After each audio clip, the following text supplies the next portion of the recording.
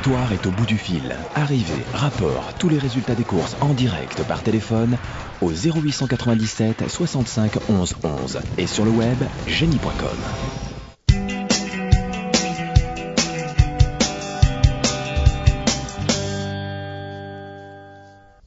Retour sur le plateau de Caténet avec le numéro 9 Orlaffen, Nicolas, qui aura pour elle d'avoir beaucoup de fraîcheur. C'est le moins qu'on puisse dire. Elle n'a pas couru depuis le 7 juillet.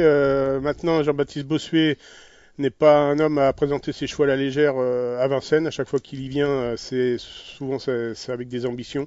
Je l'ai pas retenu parce qu'elle fait une petite rentrée, c'est à cause de ça. Et en plus, par rapport à ce qu'elle a couru dans le GNT, j'ai l'impression que c'est vraiment nettement meilleur. Donc c'est vrai qu'elle a fait sensation dans les étapes du GNT, mais là, la partie ne sera pas facile. Ouais, dépend d'un entraînement très habile dans ce genre de course, hein, Olivier. Effectivement, Jean-Baptiste Bossuet a déjà remporté plusieurs critériums en tant qu'entraîneur et même en tant que driver. C'est un peu l'X de la course, cette Orlaffen. Nicolas, vous parliez tout à l'heure de surprise dans ce critérium des 5 ans, et je pense que cette Orlaffen peut créer justement une grosse surprise. Elle sera déférée des 4 pieds. Tony Le Belair lui sera associé bien évidemment, il la connaît parfaitement. On peut en faire un pari amusant, plutôt pour un accessite. Méfiance donc. Le 10, c'est Orlando Sport. Il a quelque peu déçu dans la course préparatoire, le fameux prix Jockey. Effectivement, il a même franchement déçu. Il était malade, il a été soigné depuis. Est-ce qu'il sera remis complètement? C'est la grande question. On peut le voir plutôt pour une place, à mon avis, contre l'élite sur la grande piste de Vincennes. Ça va être difficile pour la victoire. Moi, je ne l'ai pas retenu, c'est l'un des regrets. Nicolas, vous avez la parole. Oui, il avait une angine, effectivement, la dernière fois. On court pas quand on a une angine. Ils s'en sont aperçus qu'après. Ah bon? En tous les cas, l'entourage de ce Orlando Sport avait de grosses ambitions pour ce critérium. Donc, ils ont peut-être été un peu refroidis par son angine la dernière fois, mais au travail, paraît-il qu'il a depuis donné satisfaction. Donc, c'est un rouleau compresseur. On l'avait fait une démonstration à Cagnes en nocturne, c'était impressionnant. C'est un cheval qui a franchi un palier cette année, qui va être très très bien sur 3000 mètres. Pourquoi pas pour une... Vous l'avez retenu, vous? Je l'ai mis par méfiance, je l'ai retenu. Ouais. D'accord. Et vous n'avez pas l'air tellement convaincu. Le 11, c'est Othello Piergi. Nicolas, c'est un peu un miraculé, je crois. Oui, il a été victime d'un accident. Il s'était échappé, je crois, l'an passé. Et puis, il a été fortement blessé. Puis, il a été soigné et remis en condition sur le bon chemin par Michel Lenoir, qui a fait du bon travail avec, puisqu'il lui a redonné le moral. Et les 2 derniers coups, c'était extra. Le cheval a recouvré tous ses moyens et c'est un super. Donc, c'est une des bonnes chances de ce critérium. Une priorité, Olivier? Pour les places, oui. Vu ce qu'il vient de démontrer, que ce soit à Enghien ou à Vincennes le dernier coup, il doit courir caché, une tactique de course qui comporte des aléas. Ceci dit, il a une redoutable pointe de vitesse finale. S'il peut la placer au bon moment, il peut faire très très mal. Le numéro 12, c'est Occitane, Olivier. Elle cherche un peu sa course. Peut-elle la trouver ce dimanche après-midi? Je pense que ça va être difficile, Hubert, surtout face au mâle. C'est l'une des meilleures femelles, sinon la meilleure femelle de sa génération. Elle répète toutes ses courses. Elle aussi doit courir cachée. Elle possède une belle pointe, un peu moins insérée que celle d'Othello Piergi. Mais pour une 5e ou 4e place, c'est loin d'être une interdite. Vous l'aimez beaucoup, je crois, cette Occitane. Ouais, moi, je pense que dans une ligne droite, c'est peut-être l'une dans ce lot, celle qui sait peut-être finir le plus vite. En dehors de Offshore Dream et Opus Virville, peut-être. Mais elle sait vraiment faire un bout extraordinaire dans une ligne droite. Et si Pierre Vercruz peut se faire ramener dans des dos, elle va tenir. Et elle est brave en plus. Entraînement de Pierre Lévesque, elle va se présenter au top. Moi, je crois qu'en courant justement battu, elle est capable pas de gagner, mais de prendre une place. De prendre une place. Voilà. Ok, Nicolas. Le 13, c'est Olymed. Nicolas, il possède plus de la vitesse que de la tenue, non? Oui, c'est ça. C'est un cheval qui a surpris la dernière fois au trop monté. Il est sûrement meilleur sur les courtes distances, c'est certain. Sa forme ne fait aucun doute, Olivier. Oui, mais Nico a quasiment tout dit. En plus, il ne sera J'ai pas rien déféré. Mais si, vous avez dit qu'il était meilleur sur les courtes distances et ça résume parfaitement. Vous avez dit l'essentiel. Voilà, l'essentiel, c'est qu'il est surtout un cheval de vitesse et en plus, il n'est pas déféré. Donc, à mon avis, on peut faire l'impasse.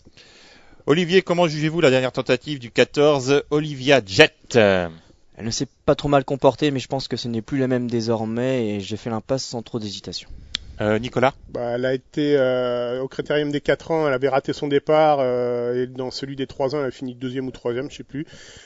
Donc elle a toujours été depuis sa prime jeunesse parmi l'élite, mais maintenant c'est vrai qu'elle commence un peu à baisser de pied. Hein. C'est plus tellement celle qu'on Elle était précoce, quoi. Ce n'est plus un jet. Ouais, voilà. Donc ça me paraît compliqué quand même. Le numéro 15, c'est Opus Virville qui a très bien couru le jour de sa rentrée, Nicolas. Bah oui, lui a fait ses preuves au plus haut niveau. Il a souvent bataillé avec Offshore Dream. C'est un des 2-3 meilleurs hauts de sa génération. Enfin, vous m'avez compris. Oui, oui. Mais non, la retraite est super. Le cheval est déjà prêt. Donc évidemment, s'il fournit sa meilleure valeur, il sera dans le coup pour la victoire. Il avait quand même connu un petit passage à vide, je crois, au printemps, Olivier, non? Oui, c'est vrai, mais c'est un concurrent qu'il faut absolument courir caché, Hubert. Donc, il a surtout une pointe de 300 mètres très acérée, mais il faut se faire emmener jusqu'à l'entrée ligne droite, ce qui n'est pas évident dans ces lots touffus. Si ça se passe bien, il a sa place sur le podium. Je voulais juste rajouter que je pense que quand même les 3000 mètres vont servir ce cheval-là. Je Oui, suis persuadé que ces oui. 3000 mètres, ça va être ça. D'accord. Et le 16 Oiseau de Feu, est-ce que ça va l'avantager, les 3000 mètres, Olivier? Honnêtement, moi j'ai un peu de mal avec cet oiseau-là, surtout sur la grande piste de Vincennes avec les parcours de tenue.